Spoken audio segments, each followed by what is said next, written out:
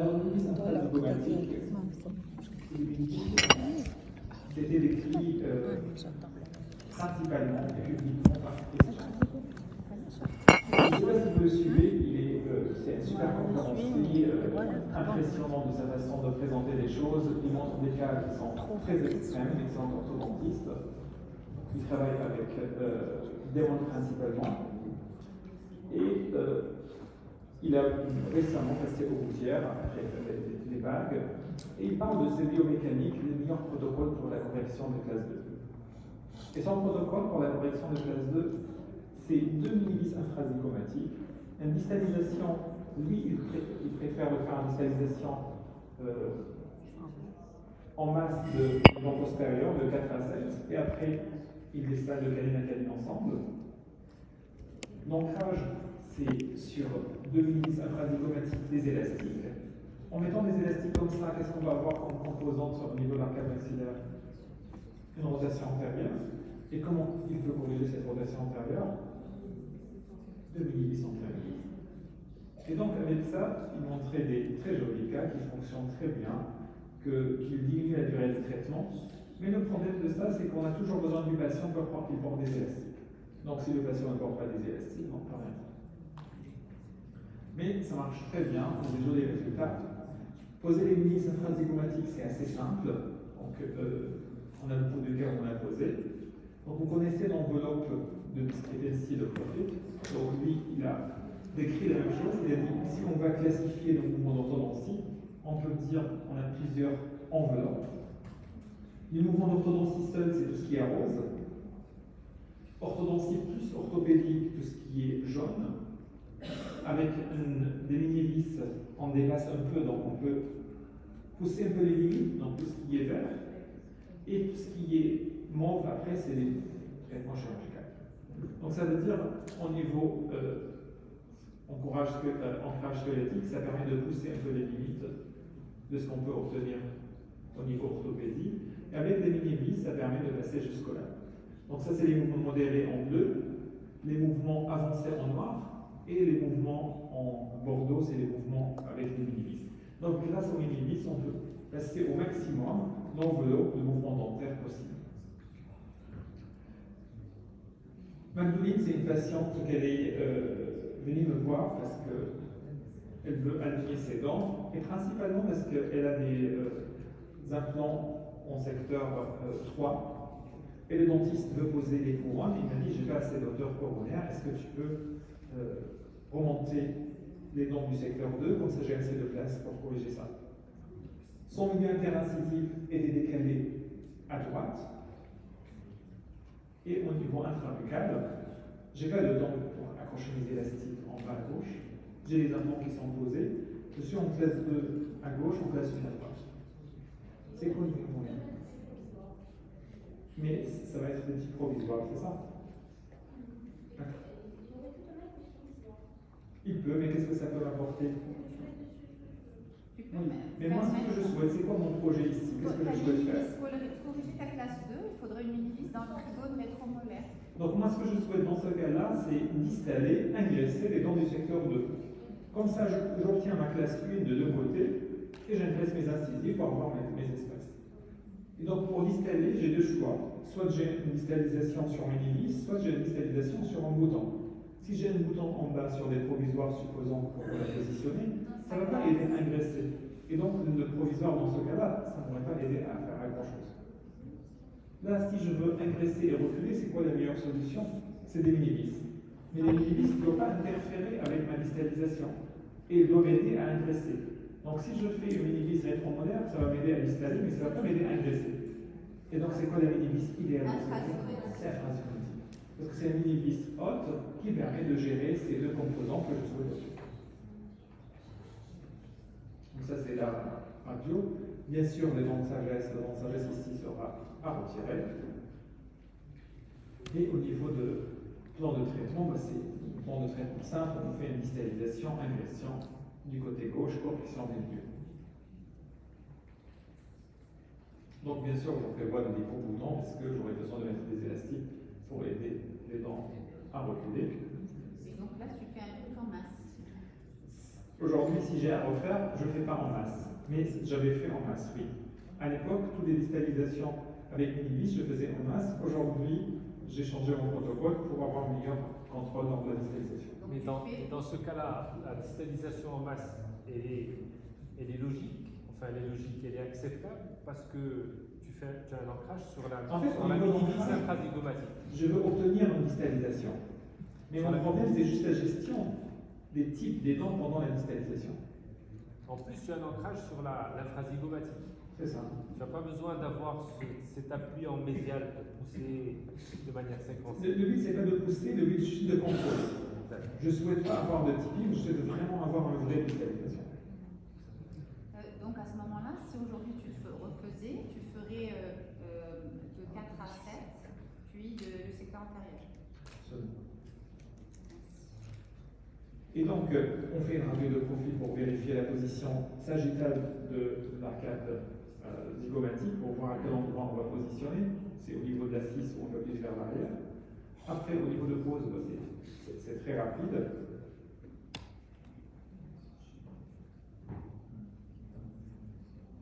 Je ne sais pas si vous posez vous-même vos mini-vis ou si vous envoyez chez le dentiste pour le faire. Ah, chez les chirurgiens. Vous faites vous-même? Non, moi je Tu fais pas? malheureusement j'aimerais. Pas les infrazygomates. C'est la fripeuse. Les mini-vis interdentaires, c'est très facile. Les mini-vis infrazygomatiques, on pourra le faire quand on a de l'expérience, sinon, le plus simple, c'est avoir un kit pour les positionner. Mais poser nous-mêmes, c'est toujours plus simple que d'envoyer chez quelqu'un. Vous arrivez à dépasser les sinus, il n'y a pas de problème. Tu fais dans ton livre après, si tu as passé le sinus, tu sors. Tu changes de position. Il faut toujours avoir un combine de contrôle après. Il y en a qui dépassent le sinus, C'est il y en a qui dépassent le sinus et qui pètent fort, et à ce qui paraît, ça ne dérange pas. Moi, j'ai une patiente que j'ai cassé le sinus, il est revenu avec un modèle comme ça. Et j'ai eu. Voilà. J'ai eu des soucis, mais bon, après. Donc il faut que la mini-vis soit suffisamment haute et suffisamment visible. Donc en termes de diamètre de cette mini-vis, il faut une mini-vis minimum de 2 mm. Ça doit être de l'acier aussi, je pense. On peut faire de l'acier ou de titane, n'importe. Mais en termes de longueur, il faut un minimum De 12. de 12 mm. Donc 12 mm de longueur, 2 mm de diamètre. Le 12, c'est l'idéal en fait. Parce qu'il y a le 12, c'est 14, l'idéal. mais le 14, c'est un peu. C'est chaud. C'est trop. Ouais. Ça n'a pas besoin Non, de ça. c'est bien. Et donc là, on accroche l'élastique dessus. Donc vous voyez la patiente, on a mis un bouton sur la prémolaire, un petit chaînette entre ce bouton et la mini-vis infrazygomatique, et on a le reflux qui se fait pour l'ensemble de l'arcade. Et là, c'est 6 mois après, on voit que les milieux se sont recentrés et la classe 2 a été corrigée des côtés gauche. Donc c'est ultra rapide, ça marche très bien, c'est simple et ça donne des bons résultats. Donc les deux mini-vis qui existent en infrazygomatique, on a des infrazygomatiques basses et infrazygomatiques hautes. Donc moi j'ai jamais posé d'infrazygomatique haute, mais mon ami Hakim Benatiak, vous connaissiez, il aime beaucoup poser des mini-vis infrazygomatiques hautes, mais je pense que ça gêne beaucoup les patients. Le problème de l'infrazygomatique haute, c'est une lésion très importante. Ça gêne beaucoup. Ouais. Donc je sais, c'est pas évident, c'est sûr que c'est plus stable et ça permet d'avoir plus de force, mais c'est plus compliqué. Après, les mini-vis qui sont très très bien, que j'utilise énormément, c'est ça. Les mini-vis sur la ligne oblique mandibulaire. Là, ça marche super bien pour les cas de classe 3, pour les cas de classe 2. Là, on a un super ancrage et on peut positionner très très facilement. Et là, c'est quelle dimension? C'est pareil, je mets 10 mm de longueur, 2 mm de diamètre.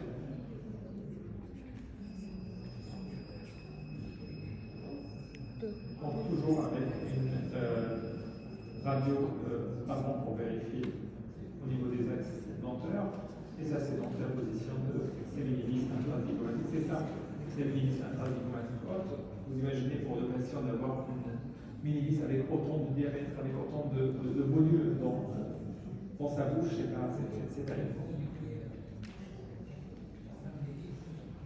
Après, toujours pareil, l'idée, on commence à visser à 90 degrés, dès qu'on est rentré au niveau vertical, on descend tout doucement, et après, on verticalise et on continue à visser. donc la seule difficulté, c'est de savoir vraiment la position exacte au niveau positionné par rapport à l'arcade zygomatique. Et on n'a pas besoin de lister jusqu'au bout, on a besoin de garder suffisamment de millivis apparents pour s'accrocher dessus des élastiques. Et ça, c'est le millivis. Donc, deux solutions pour insérer le millivis, soit en insertion directe, soit en insertion indirecte. Insertion directe de tout style, c'est des millivis antérieurs. Et en millivis antérieur, si vous avez jamais fait, je vous conseille de commencer par ça.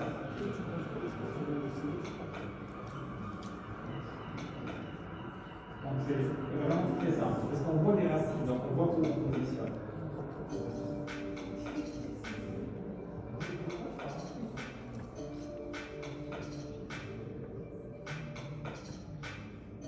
Vous voyez, donc on voit les racines où elles sont. On met toujours le plus haut possible dans la gencive attachée. Comme ça, on n'a pas la millivis qui va pouvoir intervenir.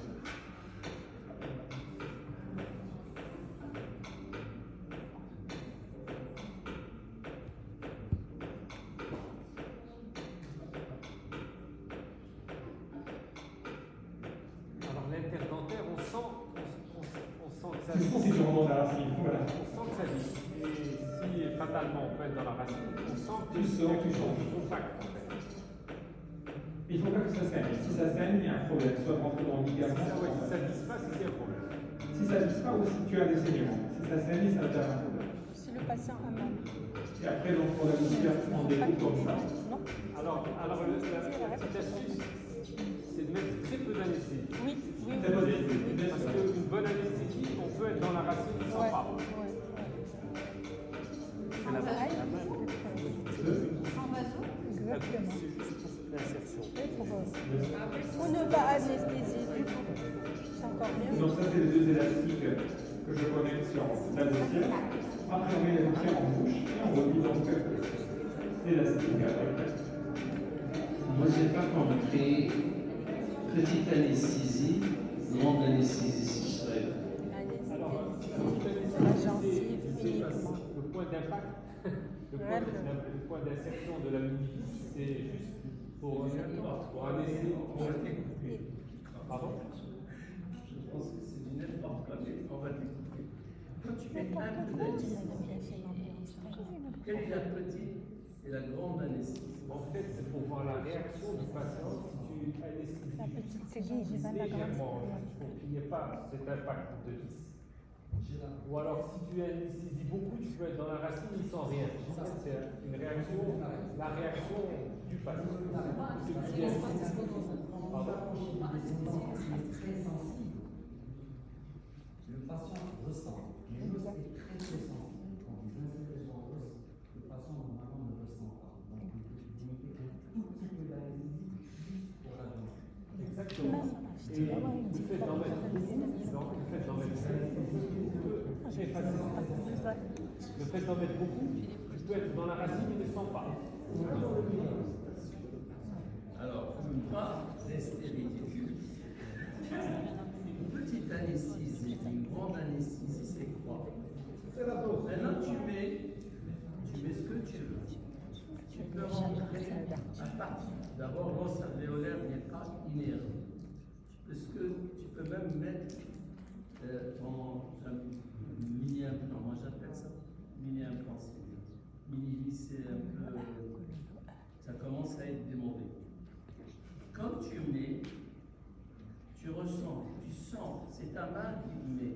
Moi, je prends aucune panoramique. Je mets moi-même les mini-vis, j'en mets 2, 3, 4. Mais l'anesthésie n'a rien à voir avec la pression que tu mets. Et même si tu es dans une racine, tu peux enlever, il n'y a aucune réaction. Est-ce que quelqu'un parmi nous ici présents a eu un problème en mettant un mini-vis, un mini-implant, une douleur, après, il l'a enlevé avec la main? Je pense que ce n'est pas l'histoire. L'histoire, elle ne s'inscrit pas ici. Elle n'est pas par rapport à la quantité d'anesthésie. La douleur, on peut la sentir. En fait, ce qui est vrai, Jalil, ce qui est vrai qu'aujourd'hui, en réalité, la racine, on sent quand on glisse, comme tu disais, Javi. Ça veut dire que tu sens que ça saigne, tu sens que tu es dans la racine. Là, tu arrêtes, tu retires. Mais psychologiquement, de faire moins de quantité d'anesthésie, on a l'impression qu'on consomme moins de produits, et donc le patient ne veut pas rester anesthésié plus longtemps. Mais je suis à 100% d'accord. Merci pour ton intervention. Donc maintenant, si on n'a pas assez d'expérience au niveau de pose des minimis, ce que je vous conseille de faire, c'est avoir des guides pour positionner les minimis. Oui. Voilà. Avant de poser la minimis, tu prends une radio, laquelle Avant de poser une minimis, c'est une radio panoramique, il suffit largement pour les minimis interdentaires. Est-ce qu'à la radio panoramique, oui. Par contre, si tu as besoin de minimis infrazygomatique, je te conseille plutôt une radio CVC. Et donc, comment on peut faire pour avoir une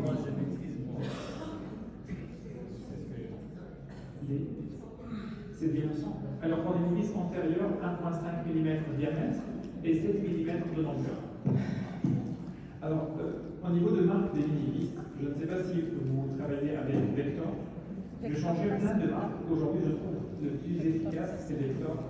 Au niveau des minimis, c'est Orange qui commercialise. Et avec Vector, ils ont 4 références de minimis. Donc, il n'y a pas beaucoup de choix. Il n'y a que 4 choix. Il y a 6 mm, 7 mm, 10 mm et 12 mm. Il y a 4 couleurs, 4 références. 6 mm avec 1,5, 7 mm avec 1,5, 10 mm avec 2 mm et 12 mm avec 2 mm.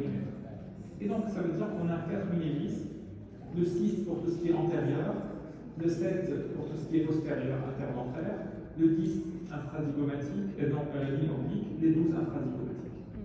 Et donc avec ça, avec les autres sociétés, tu as 50 références. Du coup, des fois, on est perdu. Avec Oronco, j'ai 4 mini-vis, j'ai un seul outil pour visser. Cet outil peut faire contre-angle, il peut faire mini-vis droit, et je vous assure, c'est le plus efficace, le plus simple. Et donc, on revient sur le guide de positionner les mini-vis. Aujourd'hui, il y a plein de logiciels qui permettent de positionner. Donc là, c'est avec Onyx Test par exemple. Il y a un module laboratoire qui est là. On fait la radio de convexité, on fait aussi l'empreinte optique et on positionne la mini-vis directement à l'endroit qu'on veut. Et à partir de là, le logiciel nous fabrique un guide qu'on peut imprimer en 3D. Et là, on n'a pas le choix de se tromper. Là, on a l'axe, on a la position exacte et on est sûr d'avoir la mini-vis parfaitement bien positionnée au centre. Et donc, pour les mini-vis antérieures, il n'y a pas besoin. Mais pour les mini-vis postérieures, infrazygomatiques, sur la ligne oblique, si vous voulez avoir une aide, n'hésitez pas à demander des guides pour positionner. Il y a des fraises Pour Oui, il y a des fraises qui viennent avec, bien sûr, pour positionner.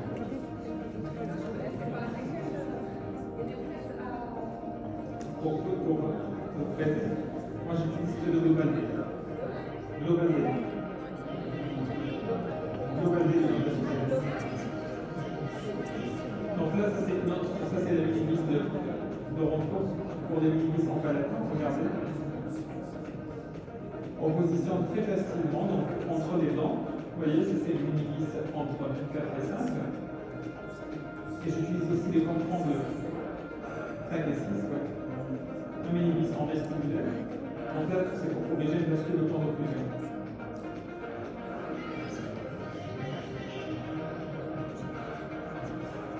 Vous voyez, donc on le voit très bien, le mini-vis vestibulaire. Et le vis palatin au même endroit, toujours incliné vers le haut.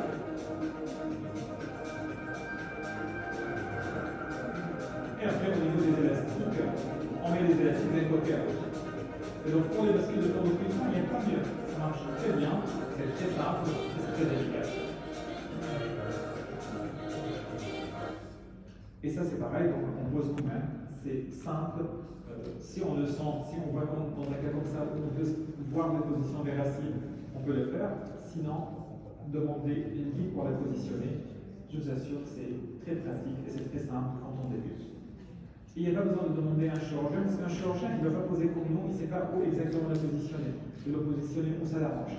Quand on a une guide, on peut vraiment positionner horizontalement et verticalement exactement au bon endroit. Aujourd'hui, il y a beaucoup de logiciels qui permettent d'identifier, il y a beaucoup de labos qui sont équipés de ça. Demandez et je pense que vous gagnez beaucoup de temps. Maintenant, celui qui a beaucoup travaillé sur les mini-vis, c'est Benedict Twins. Je ne sais pas si vous connaissez. Benedict Twins, Benny Slider, donc il est en Allemagne, à Düsseldorf. Il a travaillé beaucoup sur le système de mini-vis vissés au niveau palatin. Que ce soit pour un disjoncteur, que ce soit pour une cristallisation, que ce soit pour une mésialisation.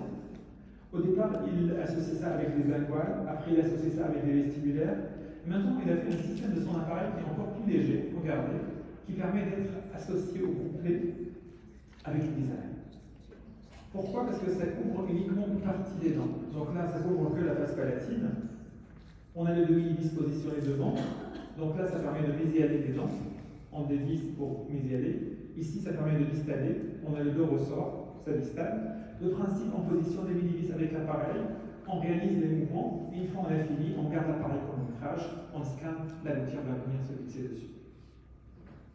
C'est très efficace. La difficulté, c'est quoi avec ce système? Première chose, le coût, ça coûte cher. Et deuxième chose, les deux mini-vis aussi, il faut les payer en plus pour positionner. Donc il y a un kit, on reçoit le kit complet, il y a le kit pour positionner les deux mini-vis. Avec l'appareil, donc il y a un appareil d'ancrage, c'est un TPA, un arc transpalatin. Il a un mésialeur pour mésialer les dents, il y a un distalleur pour distaller les molaires. Donc les trois systèmes existent. Le distalleur situe une distalisation supérieure à 3 mm et on va avoir un parallélisme, une vraie distalisation. On place le système, on distalle 5 mm, on bloque, on scanne, on distalle les autres dents tout en gardant ce système de montage. Ça marche super bien, ça donne des bons résultats. Invasif, oui, cher, oui, mais très efficace. Et on dit en réduit le tir de 80 à 30. Bien sûr, parce que tu as un ancrage maximum. Surtout, c'est pas que tu réduis le nombre de gouttières. Pour moi, le plus grand intérêt, c'est que tu n'as plus besoin d'élastique. Parce que là, tes deux molaires, une fois que tu as distallé, sont bloqués par l'appareil, c'est fini, elles ne bougent plus jamais. Et du coup, avec tes gouttières, tu as besoin de gérer juste un système de distalisation rapide, séquentiel, qui permet de gérer les axes pour distaller sur deux ancrages qui sont déjà fixes. L'amplitude est plus importante et c'est des mouvements de translation. Absolument. Et donc, au-delà de 3 mm, à ce jour, ça c'est le système le plus efficace qui existe. Et c'est les mêmes mini-vis qu'on peut utiliser aussi pour une disjonction. C'est le système de Moon. Hier, j'ai beaucoup discuté avec Zakaria sur l'utilisation, donc il l'utilise beaucoup. C'est quelque chose qui est très efficace et qui donne de très bons résultats. Avec une disjonction, comme il m'a expliqué hier, ce n'est pas uniquement au niveau palatin, ça permet d'avoir une disjonction sur toute la partie moyenne de la face. Donc c'est au niveau qualité de résultat, même pour les patients en cours de croissance entre 14 et 16 ans, ils utilisent ça pour obtenir cette qualité d'expansion qu'on n'a pas avec une disjoncteur classique ou avec une disjoncteur. Oui, c'est les disjoncteurs sur mini-vis. Zach, peut-être tu vas rajouter quelque chose sur ce disjoncteur sur mini-vis? Sur le disjoncteur sur mini-vis, au niveau de la qualité d'expansion que tu peux obtenir par rapport à un disjoncteur classique.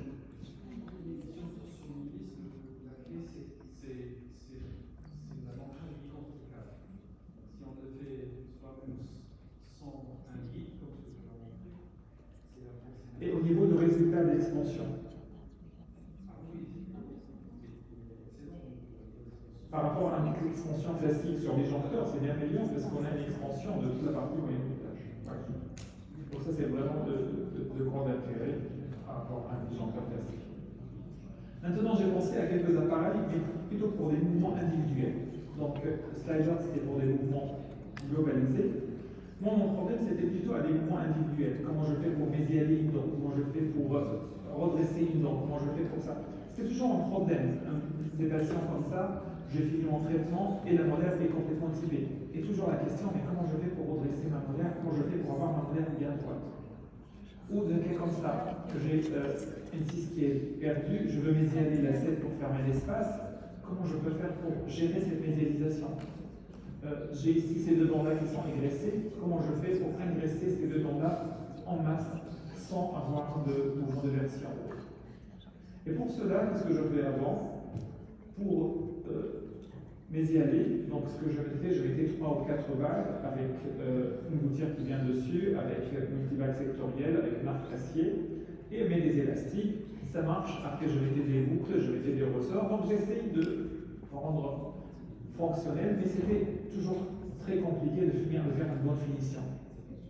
Et donc je dis, qu'est-ce que j'ai besoin? J'ai besoin d'avoir un ancrage plus important, et j'ai besoin d'avoir un appareil qui est plus rigide. Donc j'ai travaillé avec un logiciel qui s'appelle Appareil Designer, de 3 chaînes. Et dans ce logiciel, on peut tout dessiner. Donc j'ai créé une bague ici sur la molaire, et j'ai réalisé donc un petit appareil, une tige, qui est soudée sur la bague, qui a un diamètre qui est beaucoup plus important que notre arc acier. Donc comme ça, en termes de déplacement, j'ai une guide qui est beaucoup plus importante. Après, au fond, j'ai une tube qui est connectée à une mini-vis réalisée sur un pommier. Ça veut dire cet endroit-là où je positionne ma mini-vis, ça a été calculé en fonction de la position de la 4, le plus médial possible. Ici, j'ai une tige et ici, j'ai 2 crochets pour mettre un élastique ou un ressort en équilibre entre les deux. Et là, la dent peut avancer avec un seul axe possible, parce que la rigidité du dispositif permet à la dent uniquement d'avoir une avancée par translation sans le moindre de version. Ici, c'est pareil, mais ça, c'est plutôt pour un mouvement de redressement d'axe. Donc, j'ai mes racines qui sont en distal. Pour les aller, tout simplement, j'ai orienté le power arm que j'ai réalisé sur cette base-là de façon où je peux redresser bien la molaire. Pareil, ici j'ai la mini-vis qui est positionnée entre les deux dents, le retour de l'arc et les élastiques entre les deux. Ici, pourquoi j'ai fait ça? Soit je peux mettre 2 mini-vis, une élastique qui se met manuellement par le patient d'un côté ou de l'autre. Si je veux supprimer le côté patient et avoir une seule mini-vis, c'est pareil. J'ai ici une tige qui est très large, avec une tube dedans, élastique de 2 côtés, une seule mini-vis. Donc une seule mini-vis au lieu de 2 élastiques que je positionne moi-même. Le patient, il a besoin de rien faire, et j'économise une mini-vis.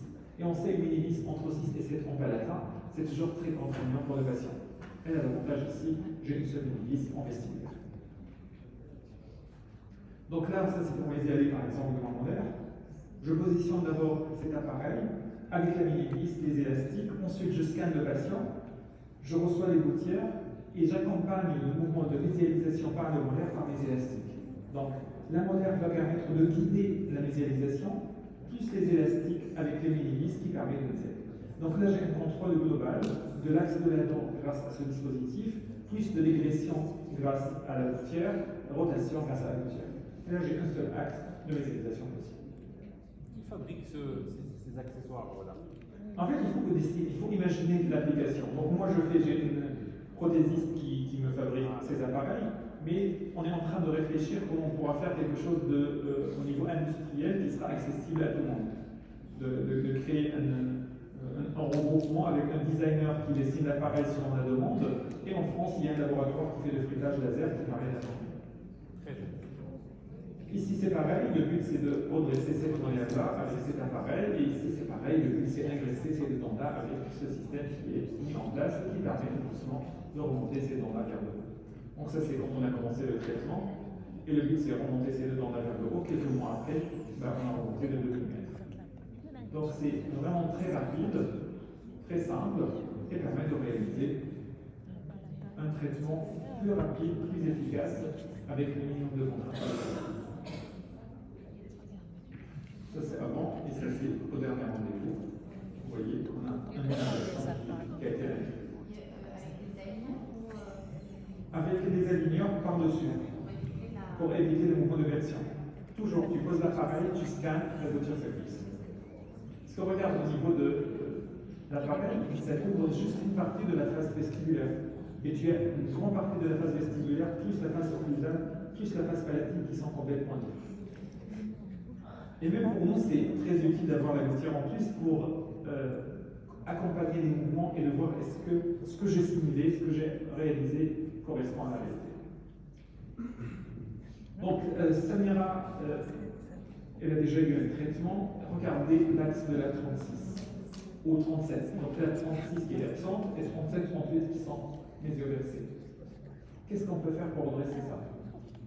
Si vous mettez des taquets Yin-Yang, si vous mettez des triple taquet, si vous mettez 50 gouttières, ça ne marchera jamais. Si je mets des mini-vis, pour redresser, c'est facile. Si tu veux l'isto-verser, il n'y a rien à faire. Mais si je veux redresser les racines et fermer l'espace, c'est ça qui est très compliqué et difficile. Donc la seule solution que j'avais jusqu'à maintenant, c'était le multivac sectoriel. Et multivac sectoriel, je veux avoir un mouvement parasite au niveau des prémolaires. Donc je vais rajouter des élastiques pour compenser ou des mini-vis contre les deux prémolaires pour les bloquer. Donc c'était assez lourd comme solution. Aujourd'hui, la solution qui est beaucoup plus simple avec le dispositif qui permet de redresser la molaire avec les gouttières sans avoir des mouvements secondaires sur les autres dents. Pourquoi? Parce qu'avec cet appareil, j'ai une seule dent qui est prise en charge par l'appareil. J'ai uniquement la molaire avec une bague dessus, j'ai le power arm et j'ai la mini-vis qui est là, c'est tout.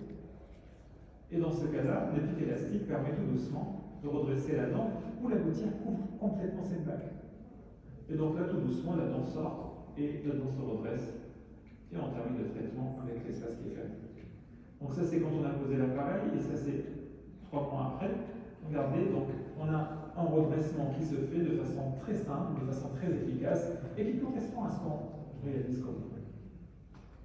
Donc si on a besoin de faire ce type de mouvement, au lieu de s'embêter à un multivac sectoriel ou à autre, on peut avec ça réaliser des très bons effacements. D'autres possibilités, cette patiente. Alors cette patiente, on veut fermer l'espace pour partir y aller les 27, 28. Comment je fais? C'est pareil. Je ne peux pas faire ça avec les gouttières. Ne cherchez pas, ça ne va pas marcher. Sinon, vous allez terminer avec les gouttières. Je pense qu'à midi, je discutais avec Elsa. Elle m'a dit les cas d'extraction, ça ne marche pas chez moi parce que quand je finis, ça engraisse les statiques. C'est normal. Ça ne peut pas marcher avec les gouttières seules. Si on va fermer l'espace, on est obligé de mettre un rail. Et le rail le plus simple, va trouver un système.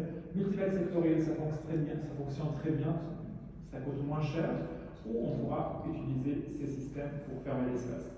Donc là, c'est en palatin, une mini-vis, la bague qui couvre la dent, une chaînette, et une élimination qui se fait tout doucement pour la fermeture d'espace.